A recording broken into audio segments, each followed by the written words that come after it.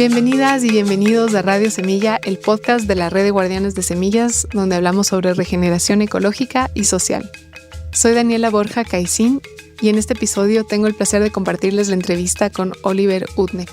Yo había sabido sobre este proyecto de impulsar una movilidad fluvial eléctrica amazónica hace muchísimos años, pero no fue sino hasta en este episodio que comprendí la magnitud y la profundidad de este proyecto.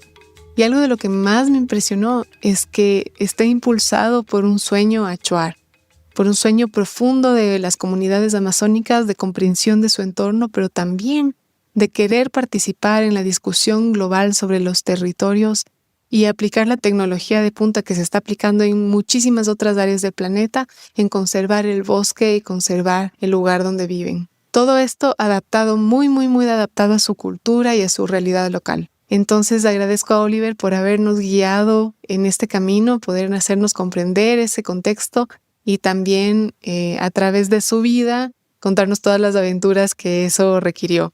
Quiero agradecer a nuestra comunidad de miembros que está tan activa últimamente. Estamos discutiendo, debatiendo, mirando opciones juntos para otros modelos, otros futuros. Así que personalmente es un espacio que me está nutriendo muchísimo. Y les agradezco por estar ahí. Si quieres activar tu membresía y ser parte de esta comunidad, puedes entrar a radiosemilla.com/membresía, hacer un aporte a la medida de tus posibilidades, puede ser mensual o anual. Y con esto no solo permites que Radio Semilla exista y que se sigan editando estos episodios, sino que también eres parte de esta discusión y esta comunidad de aprendizaje y de crecimiento. Además de eso, hemos tejido una red de colaboradores que brindan descuentos a estos miembros. Y así les mimamos un poquito más. Uno de los colaboradores que quiero mencionar hoy es la Escuela de Regeneración Yo Regenero, yoregenero.org, está en Chile, y acaba de lanzar un nuevo beneficio para miembros en su programa de diseño predial.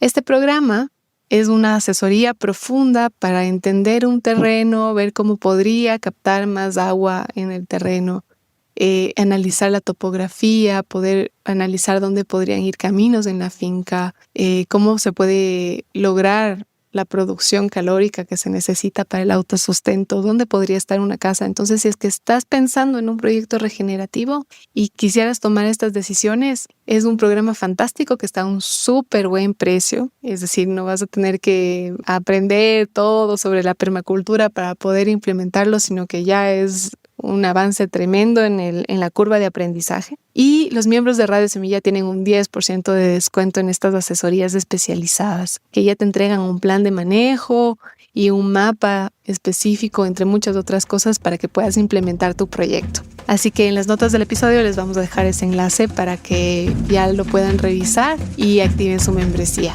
Sin más, les dejo con la entrevista. Hola Oliver, ¿cómo estás? ¿Cómo llegas hoy? Llego bien, terminando una semana atareada, pero bien, feliz. Qué bueno, me alegro. Gracias por recibirnos en la oficina de Cara Solar. Antes de hablar sobre energías y sobre Amazonía, me gustaría, como es costumbre en Radio Semilla, preguntarte de dónde vienes. ¿Cómo fue tu infancia? Perfecto. Yo soy de Minneapolis, Minnesota. Soy uno de 4 hermanos. Soy el del medio. Crecí en una casa caótica, bastante llena de gente de muchas diferentes culturas. ¿En serio? ¿Por qué? Sí, por mis papás. Mis papás son gente muy interesante. Son gente que les encanta conocer gente de diferentes culturas, de diferentes... ¿Y solo recibían gente en tu casa? ¿O cómo Recibían funcionaba? gente en la casa. Sí, mi casa era como un punto de... ¿Cómo lo explico?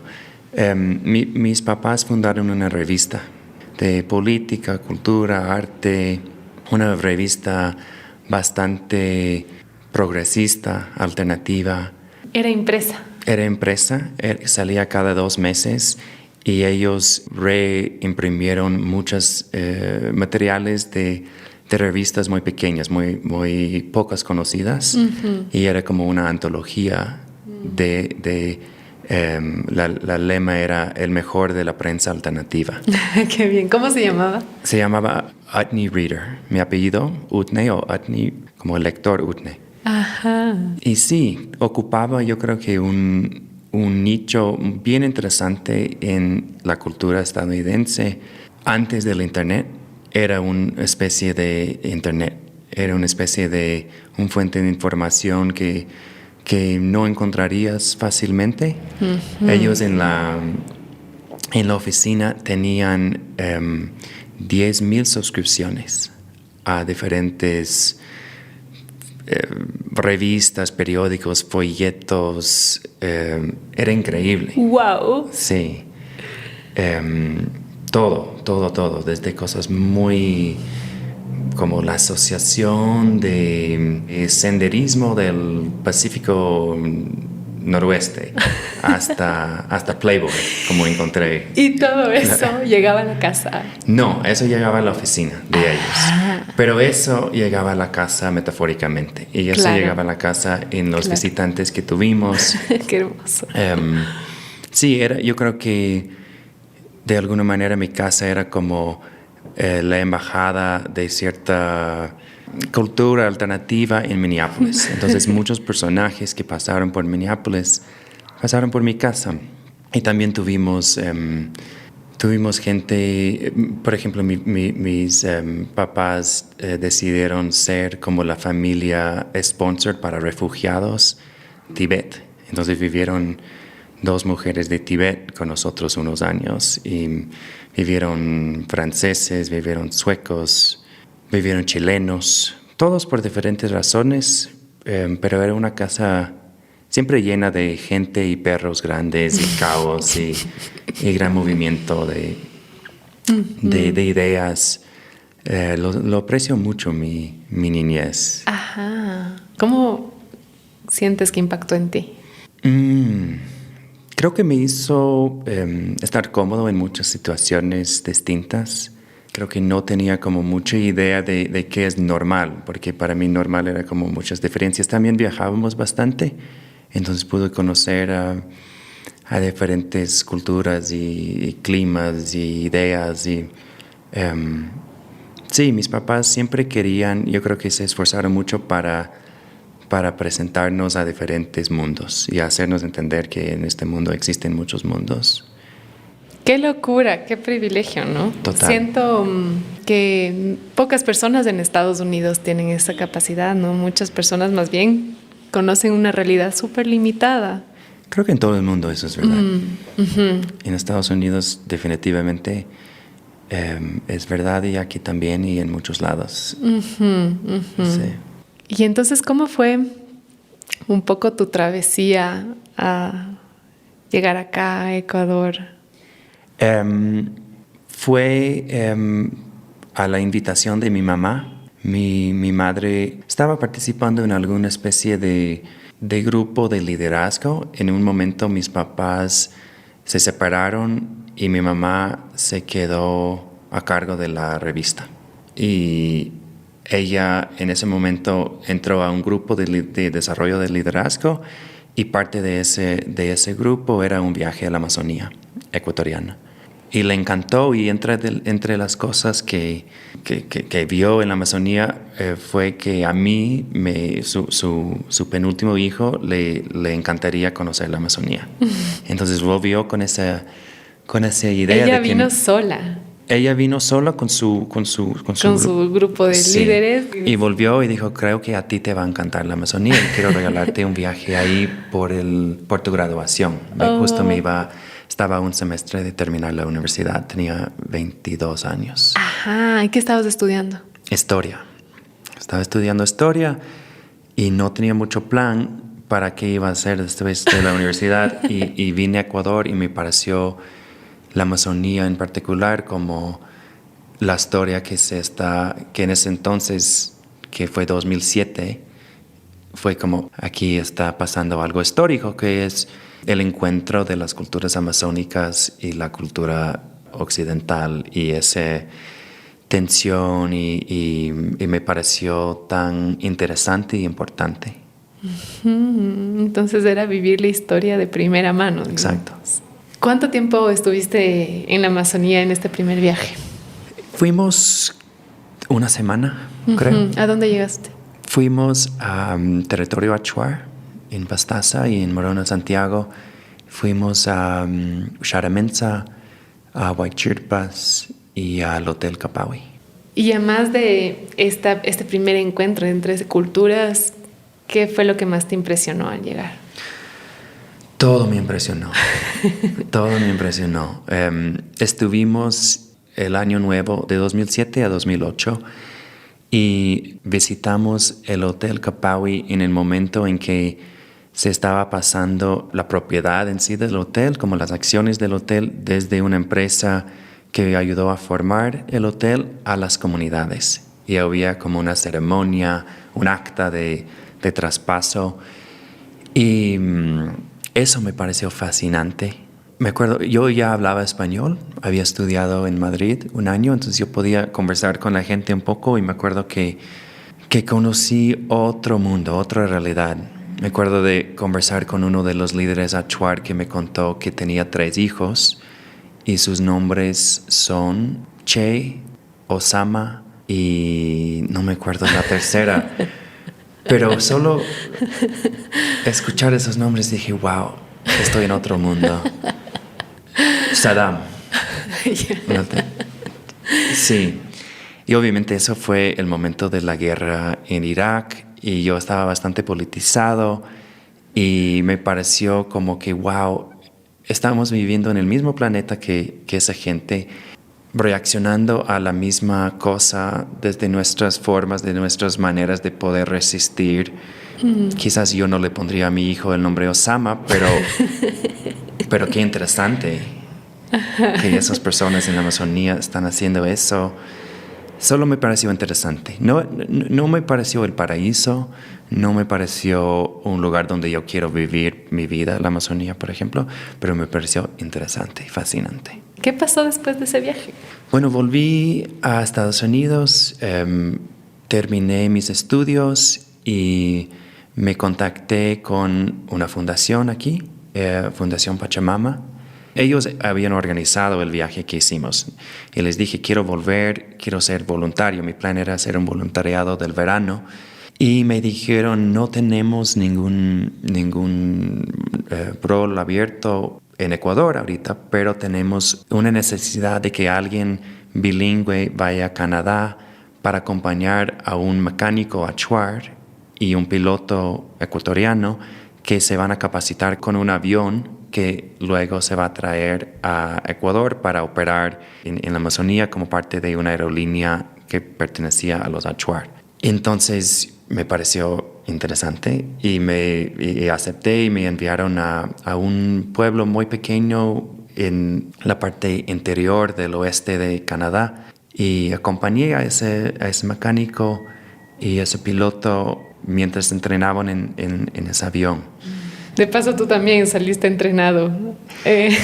Poco. Sí, no, yo en esos primeros años trabajé mucho en el mundo de la aviación, pero nunca con la idea de que me iba a volver piloto o ingeniero o mecánico. ¿Ese fue tu primer acercamiento a la aviación? Sí. Wow. Sí. Primero fue fascinante estar en Canadá con esos dos personas que pude ver Norteamérica a través de sus ojos y era un pueblo con bastante comida rápida, centros comerciales y no mucho más. Y ahí estábamos viviendo juntos los 3. Quienes estaban capacitándoles eran un grupo de aviación evangélico, que mucho del mundo de aviación amazónico está muy conectado con el mundo evangélico. Entonces era como esos encuentros de culturas muy distintas otra vez. Y cómo entender esos encuentros, cómo navegarlos, me pareció muy interesante. Yo pude volar en la avioneta hasta Ecuador, que fue toda una aventura increíble. Desde Canadá hasta Ecuador. Sí, tomamos 16 vuelos para llegar. Haciendo pausas en distintos países. ¡Qué locura! Sí, en casi todos los países.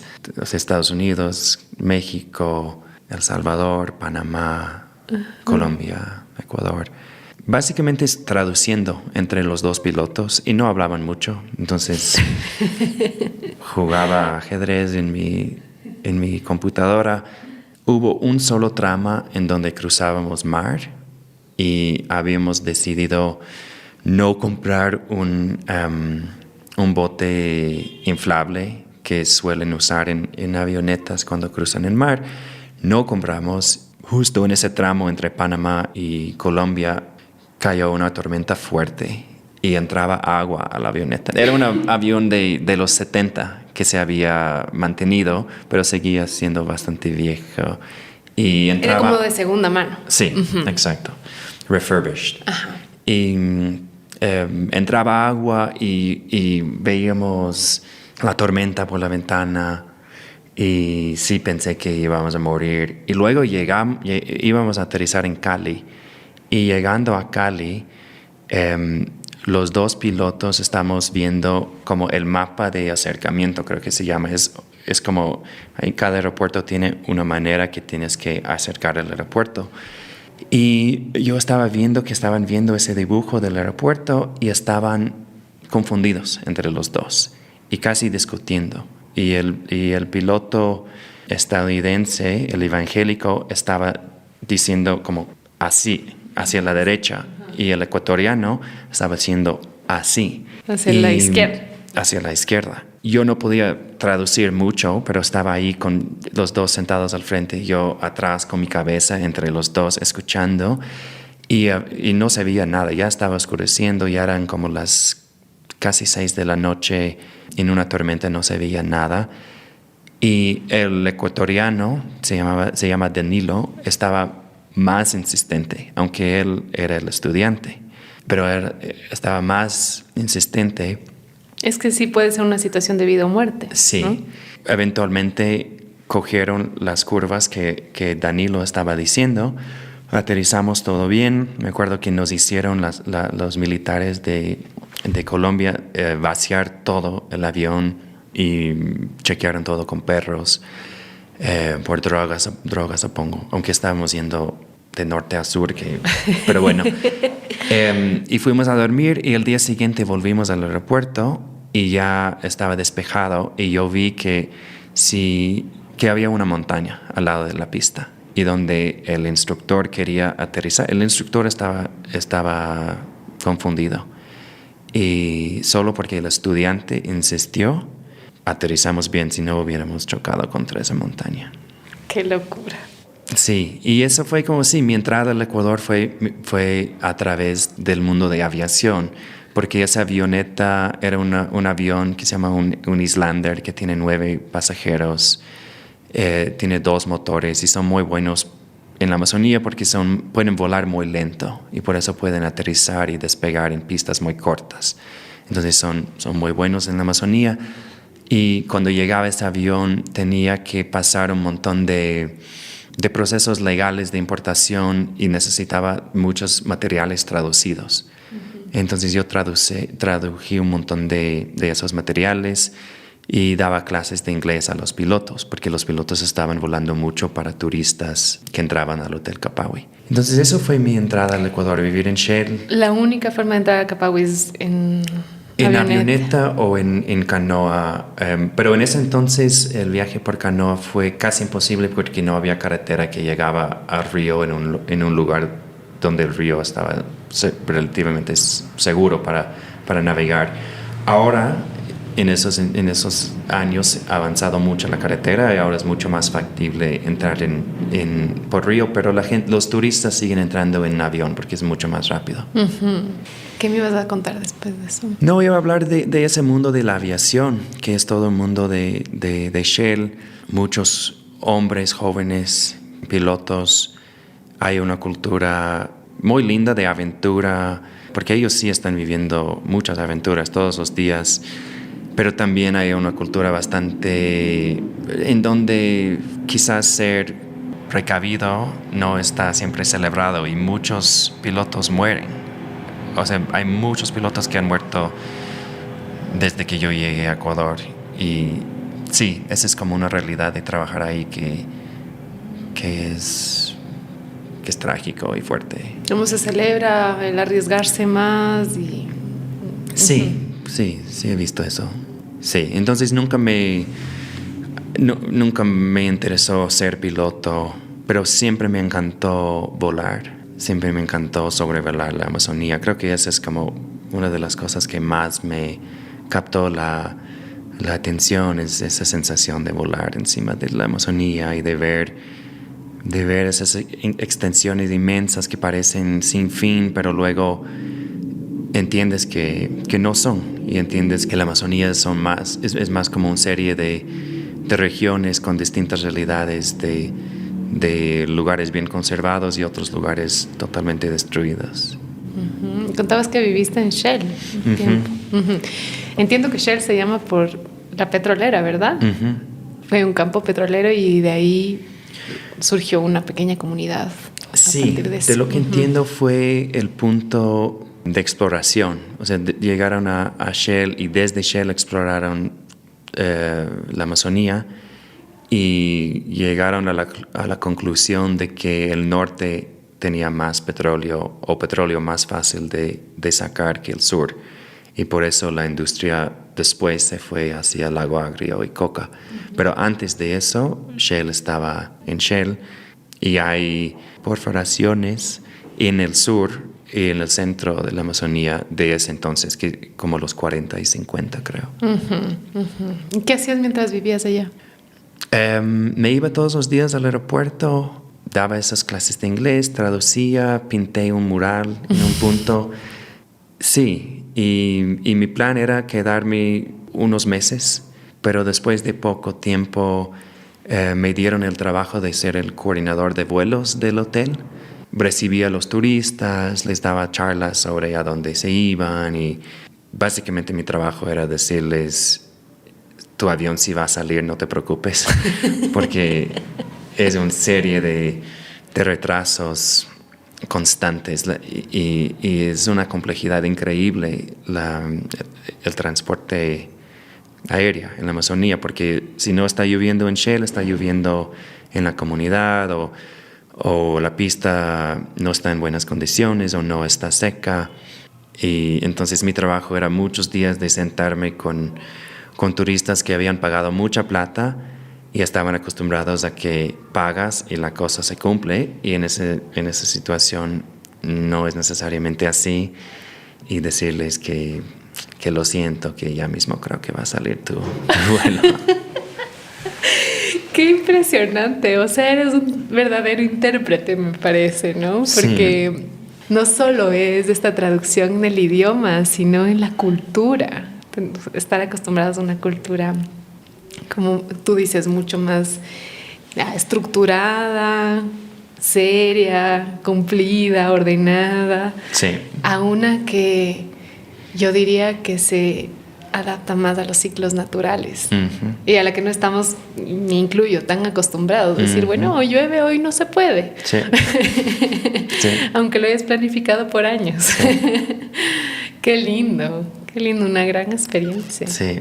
Uh-huh. Sí, me gustaba mucho. Pasé muy bien ahí y hice amistades que no hubiera hecho en ninguna otra circunstancia de la vida, como ser amigo de pilotos en Shell o ser amigos de los diferentes nacionalidades, porque Shell es fascinante porque es como la entrada y la salida de tantas nacionalidades.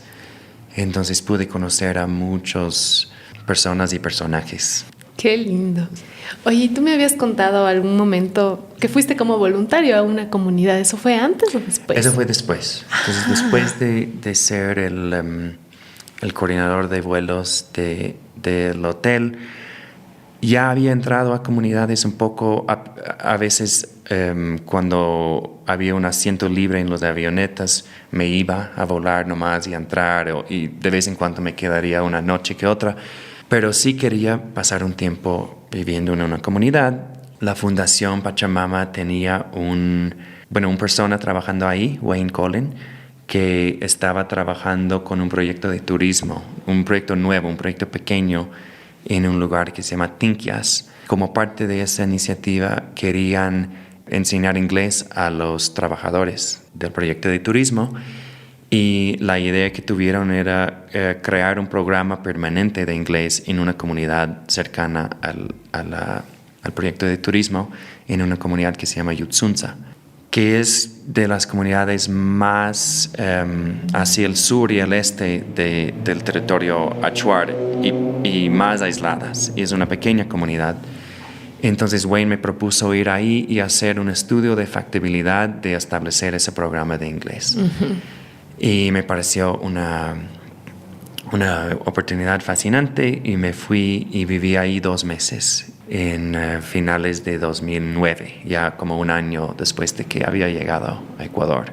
Me acuerdo de que el avión me dejó ahí y despegó el avión y escuché como que se iba desapareciendo el sonido y me entró un terror. Yo estoy aquí y no tengo cómo salir. Y había un mayor de la comunidad que se me acercó y me dijo, y dijo a mí y a todos los presentes, está triste, y se puso a reír. Y me ayudó ese momento, porque era como... Porque sí, estaba triste, estaba casi en un pánico, como ¿qué voy a hacer? Ajá. ¿En qué me he metido? Y sí, pasé esos 2 meses literalmente contando los minutos y las horas hasta que iba a salir, y poco a poco como logrando estar tranquilo. Ajá. Y en esta comunidad algo de español hablaban, ¿verdad? Sí, pero también sí. Hablaban achuar. Sí. En esa comunidad los niños más pequeños y los mayores más viejos no hablaban español, y los demás sí.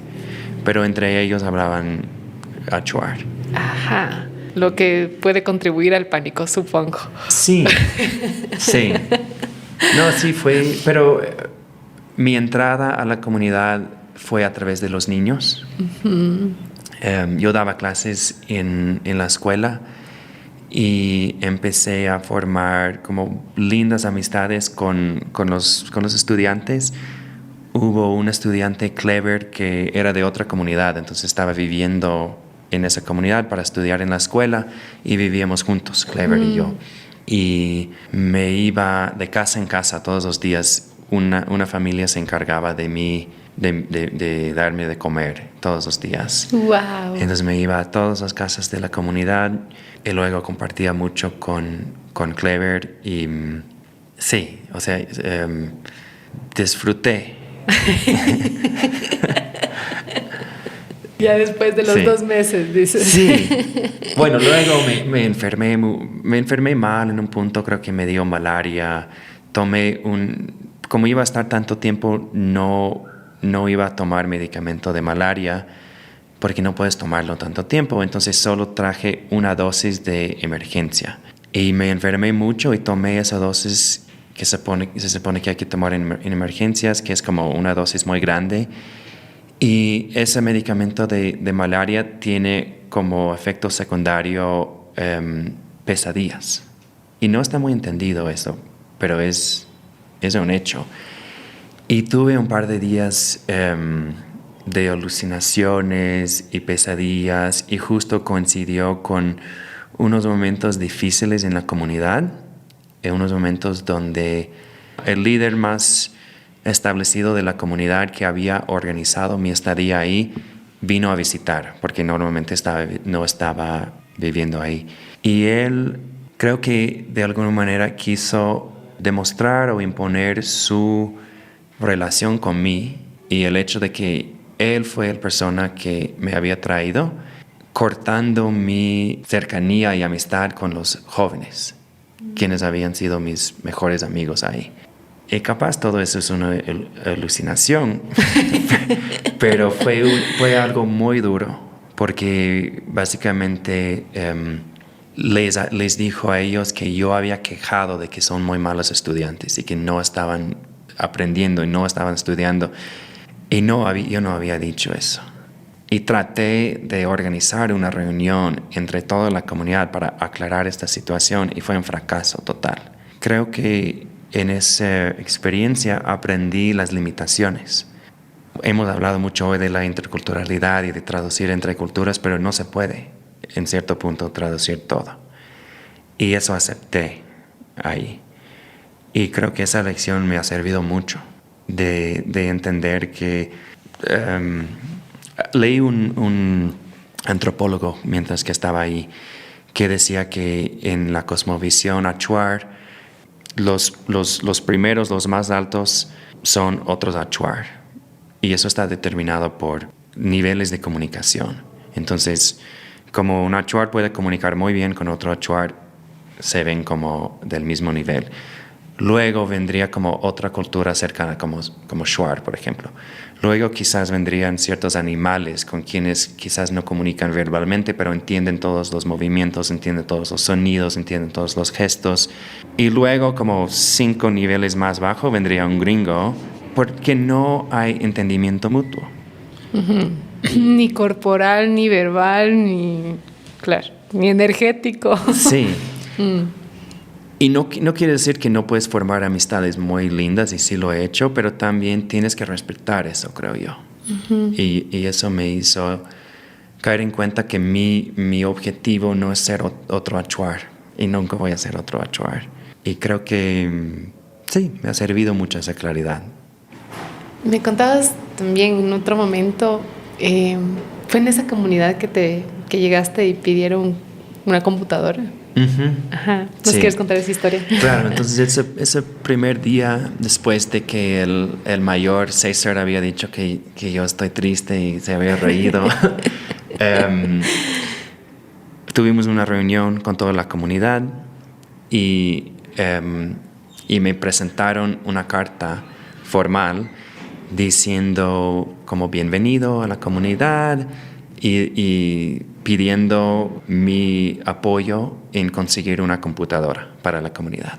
Y sí, en ese momento me pareció como tan fuera del lugar, yo en mi pánico de llegar y no sentir como cómodo, y ellos pidiéndome una comunidad, y me acuerdo que sentí como que me ven como un chancho, como que solo represento... que me quieren engordar para que les traigo riquezas. Y sí, me ofendió. No dije nada, solo dije, ok, vamos a ver. Pero me pareció tan mal, y también sentí que una computadora en esta comunidad de pista, de tierra, de casas de madera, de lluvia constante, mucha humedad, sentí que una computadora no cava ahí y que no funcionaría bien ahí. Y ¿tenían energía eléctrica? Había una que otro panel solar para las radios. Ya, pero nada más. Pero nada más. Y sí, durante los meses que estuve ahí cambió mi perspectiva sobre esa computadora y sobre esa carta y sobre todo. En realidad, ese viaje me cambió todo. Y vi que ellos querían la computadora porque querían participar en la conversación global que pasa a través del Internet y que es sobre la Amazonía y sobre ellos, y en donde no tienen ninguna participación, y que eso es muy legítimo. Entonces salí de la comunidad muy clara de que la tecnología es más compleja y que mi idea de que una computadora no cabe en esta comunidad era ridículo. Y que tienen todo el derecho del mundo de tener una computadora, de hablar por sí mismo, de leer la información que está en el Internet, pero también con mucha apreciación por la complejidad de hacer que funcione una computadora en una comunidad así. Hay mucha humedad y la tecnología se daña fácilmente y hay que pensarlo bien en cómo instalarlo, pero eso fue cuando yo vi que la energía solar en particular es una tecnología muy interesante para las comunidades. Bueno, es algo que ya estaba ahí, que ha estado ahí décadas, y que hay una gran potencial para usarlo mejor, para usarlo para muchos diferentes tipos de usos, para que ellos decidan cómo usarlo, y que de alguna manera trayendo esa tecnología solar podría conservar el bosque, básicamente. Quisiera que me cuentes un poco del contexto, porque entiendo que, como tú dices, muchas de esas comunidades no tienen carreteras, entonces no llegan postes de la energía de la red eléctrica nacional, entonces son autónomas en términos energéticos, ¿verdad? ¿Cuántas de estas comunidades, qué porcentaje de la Amazonía vive en esas condiciones? ¿Tienes algún dato? No tengo un dato, pero yo creo que en la Amazonía ecuatoriana debe haber por lo menos 1,000 comunidades que no están conectados a la red eléctrica y a la red vial. Pero yo diría que no son autónomos energéticamente porque importan mucha gasolina constantemente. Sobre todo para moverse, supongo. Sobre todo para botes y también para generadores. Pero sí, sobre todo para los motores, para los botes. Sí, o sea, yo empecé a observar el movimiento de gasolina cuando estaba trabajando en el hotel y me impresionó la cantidad de gasolina que volaba en los aviones. Y me pareció tan absurdo como llenamos aviones que llevan 800 o 900 libras llenos de gasolina, gastando mucho gasolina para volar esa gasolina, para que llegue en la comunidad, para quemarlo y desaparezca. Y que ese recurso salió de ahí, además. Y que ese recurso salió de ahí, sí. Claro, y yo creo que la mayoría de la gasolina que se utiliza en la Amazonía es moviendo gasolina.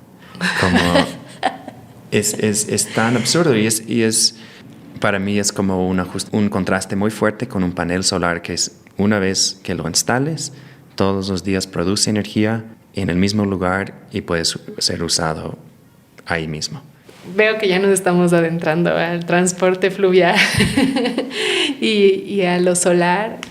Cuéntame un poco más de ese proceso, después de que saliste de la comunidad. Perfecto, entonces salí con la comunidad inspirado con la idea de trabajar con energía solar en la Amazonía y volví a Estados Unidos. Me inscribí en un curso, una capacitación para ser instalador de paneles solares en Nueva York, en the Bronx, que fue otra oportunidad de ver muchas culturas distintas. Había una ola de inversión en capacitar a la gente de diferentes culturas de Estados Unidos, gente de ciudades, gente de pocos recursos, en ser instaladores de paneles solares. Entonces estudié con muchas diferentes culturas, latinos, afroamericanos, y aprendí a instalar paneles solares ahí. Y luego hice unas pasantías y otros cursos. Pasé 1 año estudiando energía solar, pero siempre con la idea de volver acá. Y después de ese año volví acá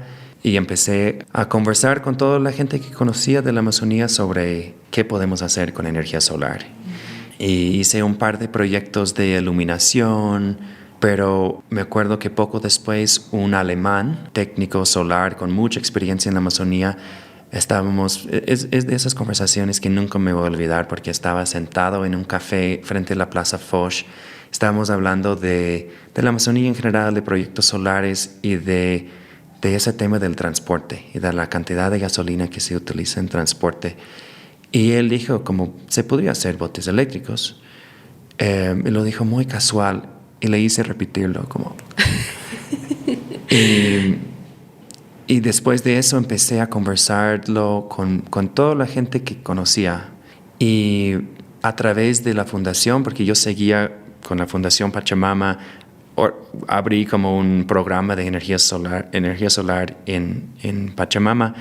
Y alguien en Pachamama tuvo un contacto con el Instituto Tecnológico de Massachusetts, que es como la escuela de ingeniería más famosa de Estados Unidos. Y me contacté con ellos y me fui. Visité unas clases y unos profesores y les hablé de eso. Les dije, mucha gente en la Amazonía ecuatoriana está con esa idea, porque encontré después de hablarlo que mucha gente lo había pensado. Qué lindo. Pero era como esa idea de que sí sería posible, pero ¿será que funcione? ¿Y de dónde van a venir los recursos? Y nadie había tenido como la capacidad o la iniciativa de hacerlo. Y yo tenía una necesidad de verlo, porque me pareció una solución tan elegante, tan perfecta. Entonces hablé con esos ingenieros en MIT y no me dijeron que es una idea tonta. Me dijeron muy interesante y aceptaron hacer un estudio de factibilidad. ¡Wow! Y hicieron ese estudio y un par de meses nos presentaron el estudio y el estudio decía que eso es factible, y uno de los puntos claves que nos recomendaron es usa las canoas eficientes de la zona que siempre han usado, porque esas formas son cascos muy eficientes y va a ser clave que usas cascos eficientes.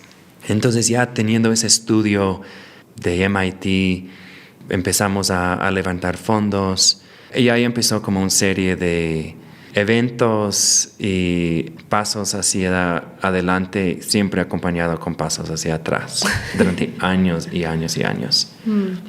¿Fue un reto tecnológico? No, No, fue un reto político. Bueno, quizás eso suena muy dramático, pero un poco sí, porque justo, por ejemplo, la primera importación, los primeros paneles y motores se perdieron en aduanas. Literalmente se perdieron en aduanas. Por culpa mía, por inexperiencia, y nunca recuperamos. La segunda vez que logramos levantar fondos, ganamos un gran fondo del Ministerio de Asuntos Exteriores de Finlandia para pagar los primeros 3 botes y 4 puntos de recarga. Hicimos un estudio de 1 año de factibilidad con elementos técnicos y económicos. Luego fue aprobado el estudio y con esa aprobación nos enviaron los fondos para pagar la mayoría de los equipos. Y el mismo día que estábamos esperando esa transferencia de esos fondos, entraron policías para cerrar la fundación Pachamama. Mientras yo estaba sentado con la contadora frente a la computadora haciendo recargar para ver si ya llegaron los fondos, entraron esos policías ¿cómo era el término? Liquidar la fundación, a cerrar la fundación, a disolver la fundación por órdenes de Rafael Correa. Que fue... Porque la fundación estaba involucrada en otros reclamos de derechos de la naturaleza, entiendo. Sí, la fundación tenía mucho trabajo en el tema de la resistencia a la ronda petrolera que estaba pasando en ese entonces, que yo no estaba trabajando en eso, pero por casualidad ese mismo día cerraron la fundación y llamamos en un pánico al financista a decir no envían la plata, que fue un error porque al final la fundación tuvo creo que 6 meses para disolver y para liquidar todos sus bienes y hubiéramos podido comprar los equipos tranquilamente, pero... Claro, en el pánico. Paramos los fondos y empezamos a tratar de que envían los fondos a otra organización y después de mucho tiempo nos negaron y dijeron imposible. Entonces perdimos todos los fondos. Eso empezó diciembre de 2013. Luego en julio de 2014 tuve una situación muy extraña en donde tuve que salir del país porque me cancelaron mi visa. Me dieron una carta una carta que me dio mucho miedo, en donde me dijeron que ahora no tienes visa y si no tienes visa el Estado ecuatoriano no puede garantizar tus derechos humanos y recomendamos que vayas del país, que es todo un otro asunto político que no tiene que ver con mi trabajo ni la importancia de lo que estaba haciendo, sino de la coyuntura política personal en la que estaba viviendo y roces políticas entre Correa y sus detractores en las que yo me encontré. ¡Qué locura! Sí. ¿Y entonces tuviste que volver? Tuve que volver a Estados Unidos. Mi novia en ese entonces... ¿Era ecuatoriana? Ecuatoriana. Dejó su trabajo, vino a Estados Unidos y nos casamos y empezamos un proceso de sacar la visa que duró mucho tiempo, pero un par de meses después de tener que pasar por muchas dificultades, me dieron la visa y pudimos volver. Y ya no había la Fundación Pachamama, no había fondos, entonces empezamos de nuevo. Y eso fue finales de 2014 y finalmente en 2016 con un financiamiento principalmente del Banco Interamericano de Desarrollo, por un premio que ganamos, pudimos construir la primera canoa. ¡Qué bien! Wow, Oliver, te admiro un montón. Qué lindo que nos compartas todos estos pasos al revés, porque a veces solo encontramos las historias de éxito, ¿no? Y es un gran aprendizaje como escuchar esa perseverancia. Sí, muchas gracias por compartir. De nada, y yo me siento tan afortunado porque encontré algo que era como una fascinación y solo siento que no había opción, como obviamente íbamos a perseverar y mucha gente, porque la visión era tan fuerte, como tenemos que ver qué pasa cuando usas. Quiero preguntarte también cómo fueron los procesos comunitarios para esto, porque entiendo que hay todo un trabajo ahí también, porque no es solo como llegar a imponer, probar una tecnología. Claro. ¿Cómo fue para las comunidades? Cuando volví con esa certificación de instalador de paneles solares, me fui a los amigos a Chuar que tenía a hablar de energía solar y a ver cómo... Y varias personas me dijeron, la mejor cosa que podríamos hacer con energía solar sería transporte. Sí, como era una visión que mucha gente compartía y no tenía que convencer a nadie. En ese entonces, la principal organización Achuar, que se llama la NAI, la Nacionalidad Achuar del Ecuador, estaba muy politizada. Incluso en un momento existían dos NAIs, uno apoyado por el gobierno, otro no apoyado por el gobierno. El tema de los botes solares estaba aceptado y promocionado por todos. Y algo que sí me parece increíble es que yo me iba siempre a las comunidades.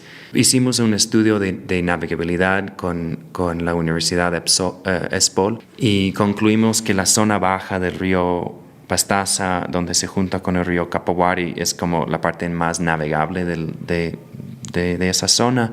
Entonces siempre fue claro que íbamos a empezar ahí y siempre me iba a esas comunidades a informarles, a decirles, y eran años de llegar ahí y contarles de los problemas que han pasado. Y lo que me parece tan increíble es que nunca me dijeron, sabes que ya no nos interesa tu proyecto. Siempre era, dale adelante, si entendemos, y fácilmente se podían haber frustrado y nunca pasó.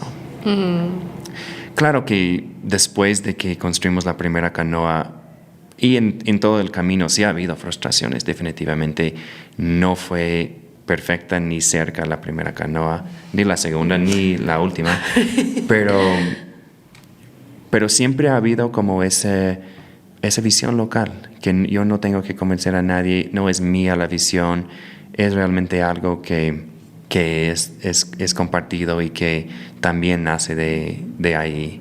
Y por eso pusimos el nombre Cara. Cara es una palabra en achuar que quiere decir una visión del futuro. Y es un tipo de sueño, porque los achuar son expertos en los sueños, porque los hablan todos los días, entonces tienen un vocabulario increíble para hablar de los sueños. Y una de las palabras que tiene es para un tipo de sueño que es cuando tú ves lo que va a pasar en el futuro. Entonces me decían eso va a pasar, nos vamos a movilizar con el sol, entonces esa es Cara solar. Qué inspirador, qué hermoso. Sí. Quisiera conocer un poco de la parte técnica, ¿no? de las canoas. Entiendo que la primera tenía todos los paneles en el techo, supongo que tenía un inversor, unas baterías. Hablabas también de estaciones de recarga. Cuéntame cómo funcionó esa primera. Perfecto. Bueno, hasta hoy hemos construido 12 canoas y todos han sido un poco diferentes porque todo ha sido experimentar, iterar, mejorar. Pero al principio siempre ha sido paneles solares fotovoltaicos, generan electricidad desde el sol, lo almacenan en baterías y las baterías dan energía a un motor eléctrico que mueve el bote. Sí, la primera canoa, Tapiapia se llama, que es pez eléctrico en achuar, que es una leyenda de los achuar que que es muy bonita y perfecta para nuestro trabajo. Tapiapia es una canoa grande, tiene 16 metros, lleva fácilmente 20 personas, aunque yo he visto fotos de Tapiapia con 40 personas, wow, que no es autorizado por mí, por lo menos, aunque no es mi canoa, pero Tapiapia, la idea fue maximizar el tamaño del techo. Entonces hicimos un techo gigante, si no me equivoco, era de 74 metros cuadrados. Más grande que la canoa. Más grande que la canoa, sí. Y luego en el piso 1,600 libras de baterías, que es algo increíble y que hay que creo que apreciar y considerar, porque tampoco eso es como la solución mágica para todo. Y creo que es interesante saber que en esos 1,600 libras de baterías que estaban en la primera canoa estaban 32 kilovatio horas de energía, de electricidad, que es la misma cantidad de energía que contiene un galón de gasolina, en términos de energía como tal. ¡Qué loco! Es poco. Sí, es poco. O sea, la gasolina es tan increíble en cuanto a la energía que contiene. Y una batería siempre va a ser mucho más pesado que un galón de gasolina por la misma cantidad de energía. Claro que motores de gasolina tienen muchas pérdidas porque generan calor, por ejemplo, y tienen pérdidas de energía ahí. Entonces, la energía que realmente usa el motor de gasolina en propulsión creo que es como 30%, mientras que la energía que usa un motor eléctrico es cerca de 100%. Pero aún así es importante saber que es complejo hacer que ese equilibrio entre número de paneles, número de baterías, peso de baterías, motor, y luego el motor, bueno, constantemente un problema ha sido que no son iguales de veloz que los motores a gasolina. Entonces Tapiapia es bien lento, es grande y lento. Pero podríamos haber puesto un motor más grande. Hay motores eléctricos más grandes, pero si pones un motor más grande, tienes que tener más baterías, tienes que tener más paneles. Entonces, ha sido como esa búsqueda entre las proporciones correctas de paneles, baterías y motores. Y por eso hemos venido ajustando, experimentando, también poniendo paneles solares en las comunidades. Primero porque te permite tener menos paneles o menos baterías en la canoa, y también porque la comunidad necesita energía para otras cosas. Entonces nos parecía como un buen pretexto el transporte para también proporcionar energía en las comunidades. Pero todo el tiempo de construir canoas, ahora casi 10 años, y de experimentar y de pensar y conversar y probar diferentes cosas, y también de tener pruebas donde hemos construido motores, hemos hecho diferentes prototipos, hemos hecho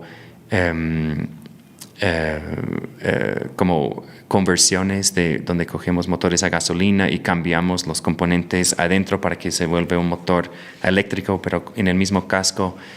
Y también de usar la mayoría de los motores de esas dimensiones, como digamos entre 4 kilovatios y 15 kilovatios que están en el mercado. Llegamos a la conclusión de que nadie está fabricando un motor apto para la Amazonía, 100%. Nosotros, bueno, hemos hecho canoas en Ecuador, en Brasil, en Surinam, en Perú y en las Islas Solomón. Y los 4 que están en territorio achuar operamos directamente. Los otros hicimos con aliados en esos otros países. Pero los 4 que operamos en territorio achuar ahora son muy exitosos, operan constantemente. Creo que están transportando como 800 pasajeros al mes ahorita en promedio. Pero es extremadamente costoso mantenerles, porque estamos integrando equipos que no fueron pensados para la Amazonía. Son motores que fueron pensados para lagos en Estados Unidos o Europa, para usuarios recreacionales. Y la Amazonía requiere otra filosofía, otras prácticas, otros diseños. Y por eso nace Motores Amazonas, que es esa empresa hermana de fabricación que abrimos el año pasado. Y ahí lo que estamos haciendo es motores más pequeños, son motores de 5 kilovatios y son de pata larga, motores peque-peque, como lo llaman en la Amazonía, aunque el nombre peque-peque viene del sonido que hacen esos motores, que son muy ruidosos, y ahora los motores eléctricos son casi silenciosos, no hacen mucho sonido, entonces estamos debatiendo si hay que ponerle un nuevo nombre o no, pero por ahora se llama el peque-peque eléctrico, y estamos haciendo baterías movibles, baterías que recargan en puntos de recarga y que se pueden mover, una persona puede moverlo a la canoa, se puede sacar una vacía y llevar una llena, pero también estamos haciendo... Perdón, para canoas más pequeñas también, ¿verdad? Para canoas más pequeñas, pero también algo que estamos haciendo con esos equipos que estamos fabricando es haciendo que todo sea muy adaptable a cómo la gente quiere usarlo. Entonces puedes poner los paneles solares en el bote, puedes ponerles en la orilla, son paneles livianos. Entonces no es que los botes que vamos a hacer ahorita no tienen techos de paneles solares, pero probablemente lo más común, creo yo, va a ser redes de estaciones de recarga y personas intercambiando baterías desde sus canoas más pequeñas. Uh-huh. Antes de pasar a este sueño de un río solar y que se mueva por energía eléctrica, quería preguntarte un poco más sobre la gestión de estos 4 barcos que están funcionando acá, porque te escuché que eran gestionados por Cara Solar, pero que también esos barcos eran de la comunidad. Sí. Entonces cuéntame los pormenores. Ok, entonces las 4 canoas que llegó el primero en 2017, lo construimos en 2016, y después de construirlo en Lago Agrio, que es donde había más presencia de constructores de canoas en ese entonces, tuvimos una discusión sobre si es que deberíamos ponerle en un camión, transportarle a través de Coca y Tena y Puyo y entrar por una carretera que en ese entonces había avanzado más hacia el río Pastaza, pero que todavía no había un puerto, no había un lugar seguro para meter la canoa. Entonces decidimos por la segunda opción, que era ir desde el río Agua Rico en Lago Agrio hacia Perú y bajar hacia el río Napo hasta Iquitos y subir el río Marañón y el río Pastaza. Entonces hicimos esa travesía en 2017. Es una aventura enorme. Sí. ¡Qué locura! ¿Cuánto tiempo? 25 días. Solo navegando por ríos. Solo navegando por ríos. Sí. Sí, fue una increíble aventura que no repetiría nunca. Creo que hay como un tema en esta entrevista sobre las diferentes culturas y cómo podemos todos trabajar juntos. Y ahí fue una experiencia muy fuerte en ese sentido, porque éramos 4 personas de diferentes comunidades indígenas de la Amazonía, un alemán, un gringo y 3 quiteños. Y formaron diferentes opiniones muy fuertes sobre algunas de las decisiones que estamos tomando en cuanto, por ejemplo, llevamos un bote auxiliar por seguridad, pero ese bote auxiliar nos frenaba un poco la velocidad. Entonces, algo que no suena como tan como polémico en un viaje de 25 días con solo hombres viviendo juntos en un bote, se puede volver muy tenso. Y eso pasó. Claro. Entre los que quieren puerto seguro y los que quieren avanzar más rápido. Ese es el dilema de siempre, ¿no? Sí. Y sí, hicimos algunas cosas para avanzar más rápido. Pusimos un motor grande de gasolina por unos tramos. Nos amarramos a un buque gigante que nos jaló toda una noche que fue la noche más miedosa de mi vida. ¿Dormían en el bote también? No, acampamos en la orilla, que fue una decisión del equipo y me pareció una muy buena idea. Ajá. Pero igual era acampar en cualquier lugar de cualquier orilla. Sí. En cualquier lugar de la Amazonía. Sí, con rumores de piratas y con insectos bastante fuertes. Y sí, fue difícil. Pero cuando llegamos fue tan hermoso. Bueno, llegamos con el bote hecho... Oye, espera. ¿Pero por qué la remolcada por el buque fue la peor noche de tu vida? Porque paramos en un puerto, vimos ese bote gigante parado, nos acercamos a hablar con el capitán, nos aceptó que podemos amarrar la canoa Tapiapia con el bote de seguridad, que no era pequeña, era un gran bote inflable que estábamos jalando detrás, jalado desde Tapiapia. Dijo, ok, y le dijimos, ok, pero para ver cómo se mueve, hagamos un tramo y luego paramos y conversamos un poco más para ver si tenemos que ajustar distancias de las sogas o cualquier cosa. Y tuvimos radios para comunicar con el capitán, pero como solo íbamos a ir un segundo para ver cómo estaba, no le dimos la radio. Y salió del puerto el capitán, aceleró y nunca más nos volvió a hablar. Y había una ola más alta que la canoa a 2 metros de nosotros. Ese era un buque gigante. Claro, era una ola constante. Era una ola constante, sí. Y me acuerdo que en un momento la canoa, el bote auxiliar salió hacia la orilla y cortó un par de árboles de banana con su techo, que también era solar. O sea, estábamos a milímetros de la muerte, creo yo, sinceramente. Lo único que pudimos hacer es pusimos un machete en la proa de la canoa y empezamos a tomar. Para pasar el susto. Y pasamos toda la noche así jalados y nadie dormía. Y amanecimos en la entrada a Río Pastaza, en un lugar que se llama Puerto Industrial. Borrachos. No puedo creer. Sí. Y cuando bajó el capitán, ¿qué le dijeron? Solo le agradecimos. ¡Qué aventura! ¡Wow! Sí. Sí, luego subimos el río Pastaza por el lado de Perú. Nos habían contado que en una zona es muy peligroso, que no se permite pasar por ahí. También habían inundaciones muy fuertes. Claro, ese año fue principalmente difícil para Perú, ¿no? Me parece que había todas estas inundaciones y unos huaicos y... Creo que complejo. Las inundaciones muy fuertes que habían pasaron después, si no me equivoco. Eso fue 2017. Ajá.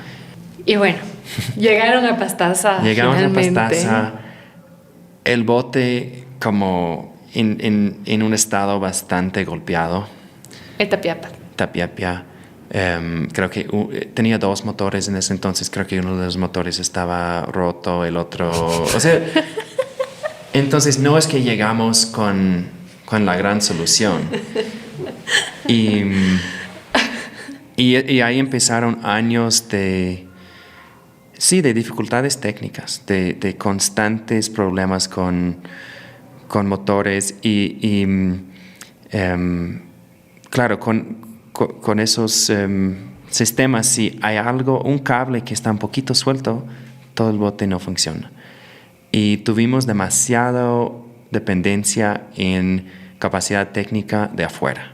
Entonces, cualquier cosita pequeña requería una visita desde Quito, extremadamente costoso, para recién determinar qué estaba fallido, para luego traer el repuesto. O sea, era muy difícil. Y ahí entró un ingeniero, Josué Enríquez. Él nos encontró, porque en ese entonces, por ese viaje, recibimos bastante cobertura de prensa. Yo empecé a ver que en los comentarios de un artículo, la gente decía, ay, esa idea no tiene sentido, no puede funcionar, es imposible que los paneles generen suficiente energía para mover un bote de semejante tamaño, cosas así. Y había una persona que respondía a todos los comentarios, es que tú no sabes de qué hablas. Que se peleaba por ustedes. Sí, peleaban por nosotros. Y creo que leí en su perfil que era ingeniero de Volvo en Suecia. Y le escribí, le dije como gracias o algo así. Y quedamos en tomar un café cuando venía a Ecuador, porque era ecuatoriana por casualidad. Y por eso había tomado interés en nuestro trabajo. Y resulta que justo planeaba volver a Ecuador y que quería trabajar con nosotros. Entonces se juntó al equipo y algo que le definió a Josué y que cambió a Cara Solar fue una creencia y una dedicación una creencia en que es posible que los Achuar entienden 100% de los aspectos técnicos del bote y una dedicación a asegurarlo. Entonces Josué se sentó en el bote semanas con el equipo técnico, desinstalando y reinstalando cada componente. Y eso pasó como 2019, después de un par de años de muchas dificultades. También en ese entonces hicimos una segunda canoa. Luego, inicios de 2020, empezó la pandemia. No pudimos entrar nunca el equipo de afuera al territorio Achuar durante meses, y todo ese tiempo los botes fueron los únicos botes funcionando en la zona y se mantenían funcionando a mando de los técnicos locales, con Josué apoyando desde afuera, pero... Qué maravilla, porque tampoco podían tener ingreso de gasolina. Exacto. O sea, de alguna manera les daba esa autosuficiencia. Sí. Qué impresionante.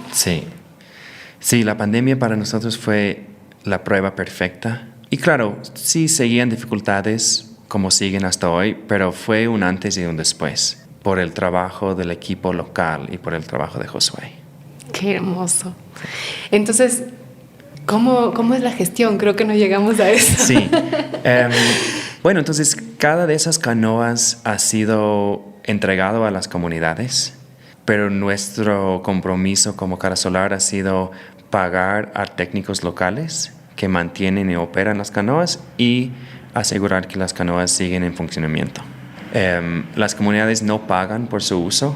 Es un proyecto 100% gratis. Es decir, los pasajeros no pagan. Y las comunidades toman decisiones sobre su uso. Entonces, una comunidad usa su canoa, o algunas usan más para transporte de estudiantes, otros más para el turismo, para mingas, para partidos de fútbol entre comunidades, para emergencias, para diferentes cosas. Pero nosotros, como Cara Solar como tal, no dicta cómo hay que usarlas. Uh-huh.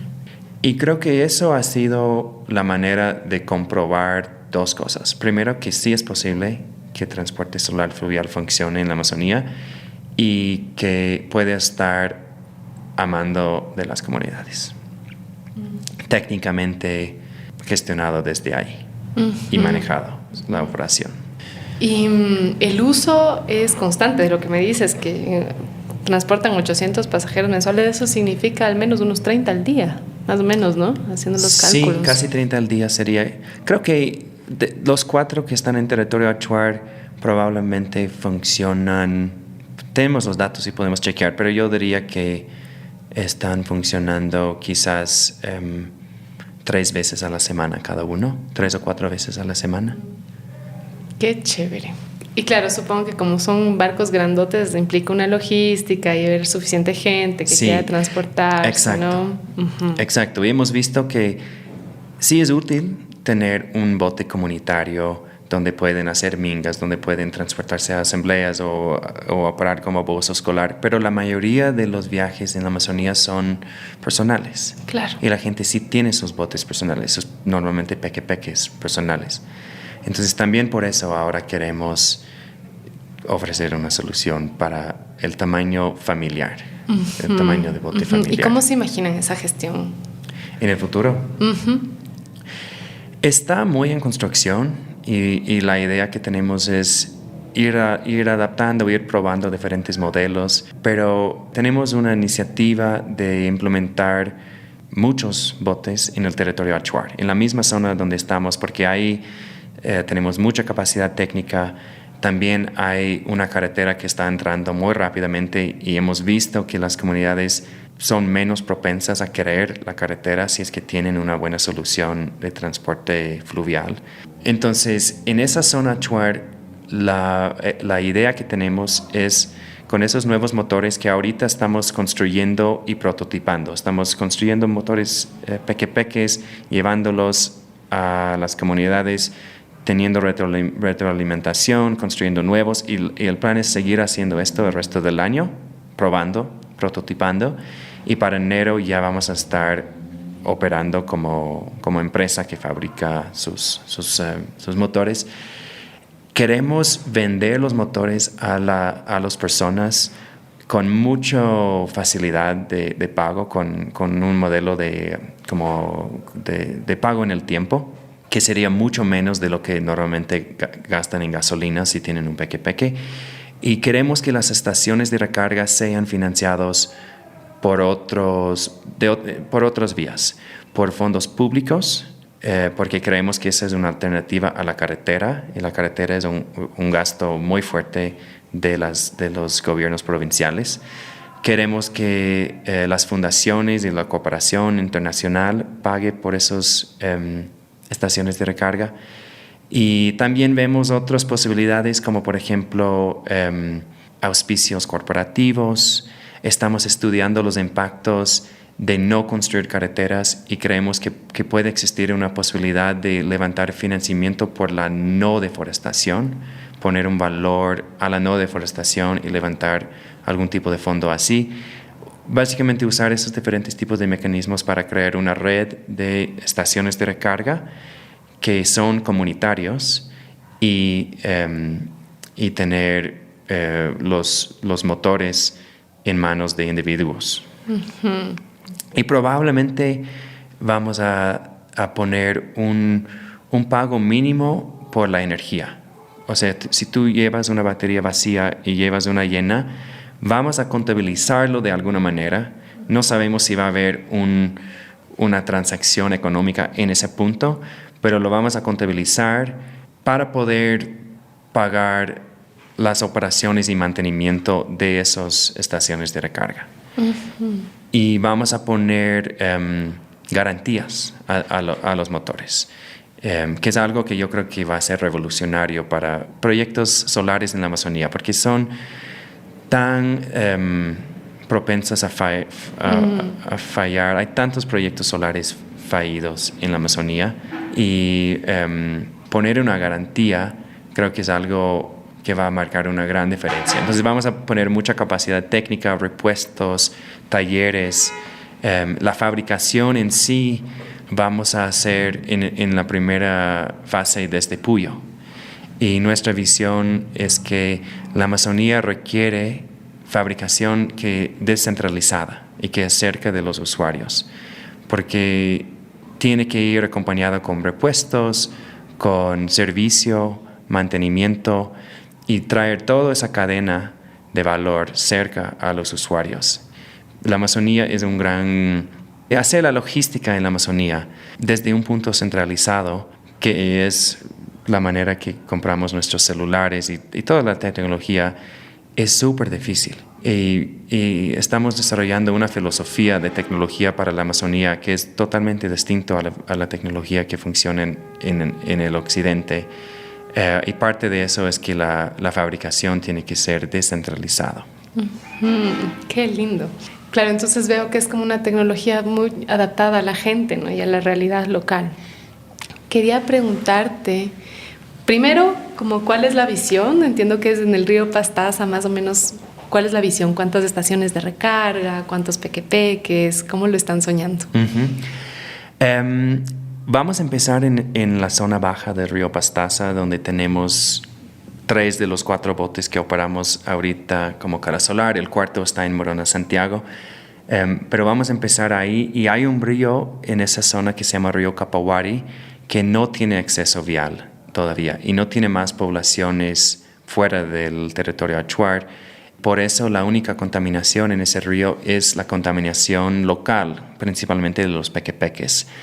Hay aproximadamente 50 pequepeques en ese río, quizás un poco menos. Y nuestra meta es reemplazar todas con pequepeques eléctricos. Pero también vamos a estar trabajando en esa zona cercana, en el río Pastaza, y creemos que en toda esa zona hay necesidad para muchos más. Es difícil ponerle un número porque yo creo que en la Amazonía ecuatoriana debería haber por lo menos 10,000 pequepeques. Entonces, la visión es convertir todo el río Capovari en el primer río 100% eléctrico con energía solar. Pero también estamos viendo muchas otras zonas de la Amazonía ecuatoriana y de otros países también donde podemos encontrar aliados para hacer estaciones de recarga, poner fabricación cerca y implementar, esperemos que muchos botes. Uh-huh. Quería profundizar un poco en el impacto de los pequepeques actuales, ¿no? Porque no solamente es que se usan a gasolina, entonces supongo que hay una emisión, pero ¿cómo más afecta? Sí, gasolina, aceite quemada y ruido. Y los tres son muy, muy importantes. La gasolina, porque primero es un impacto económico muy fuerte. Nosotros hemos visto que las comunidades gastan más que la mitad de sus ingresos en gasolina.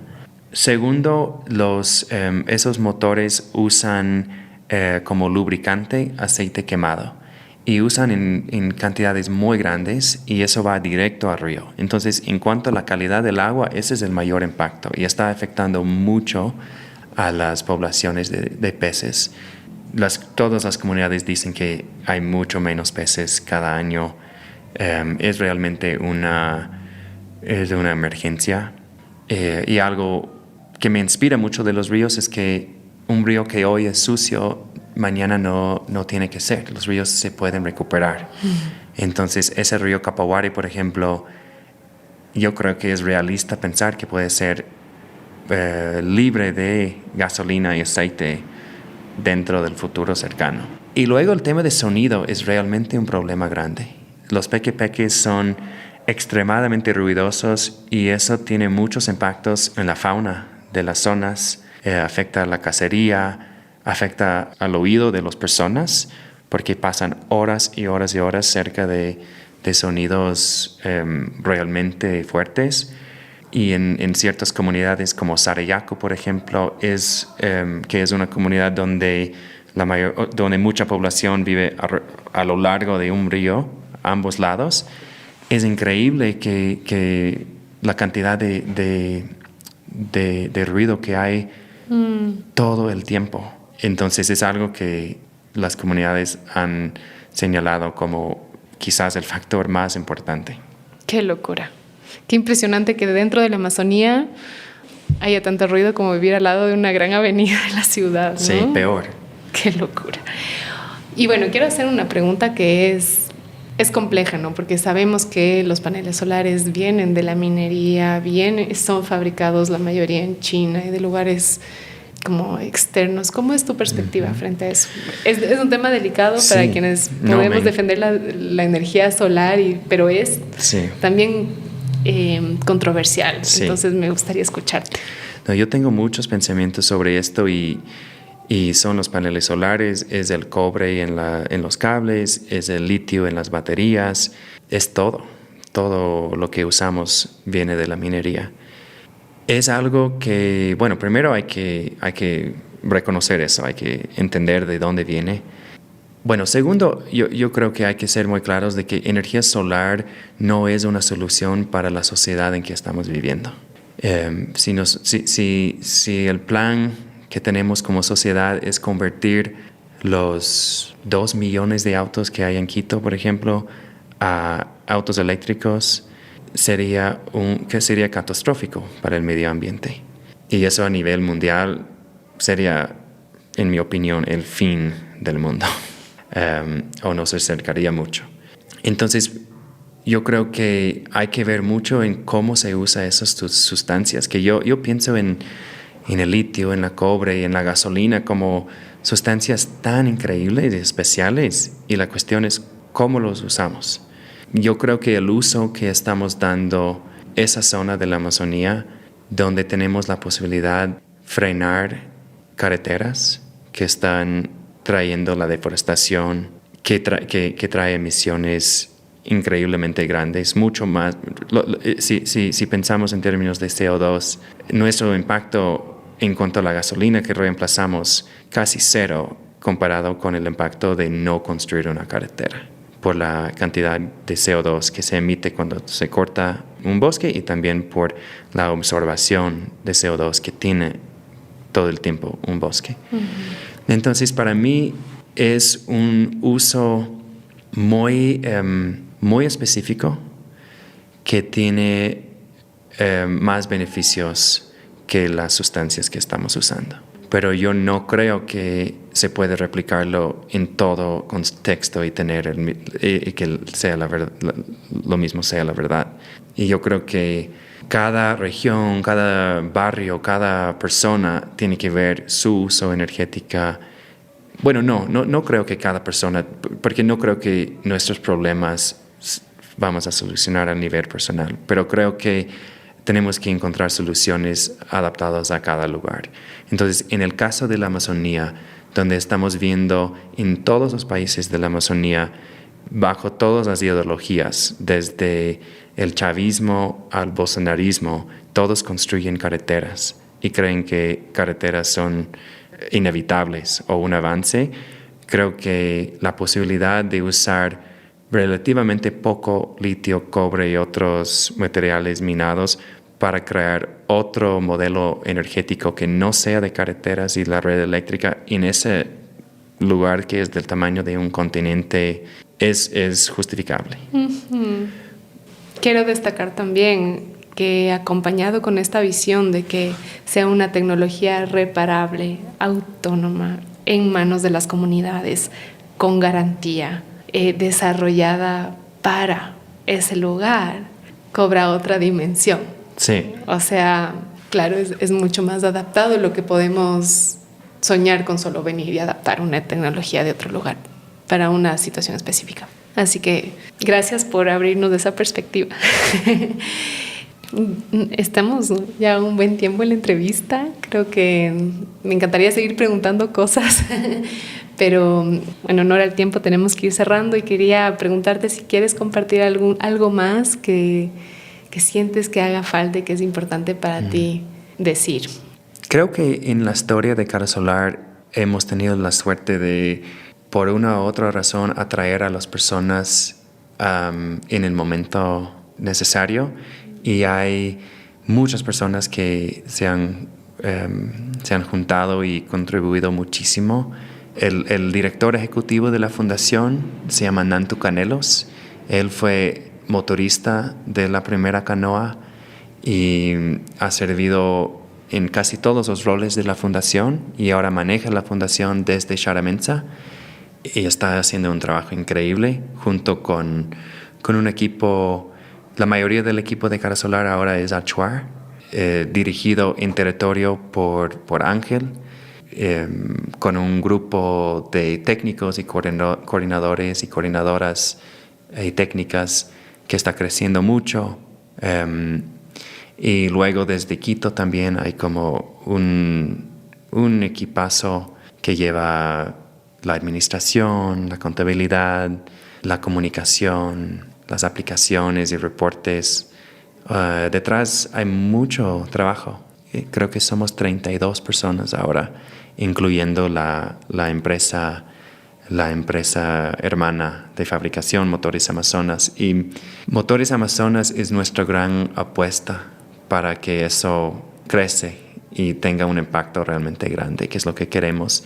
Yo nunca hubiera tenido el coraje de crear una empresa de fabricación. Eso es gracias a otra persona, a Billy, que se juntó al equipo hace unos años, hace creo que 4 años. Estaba estudiando en Inglaterra.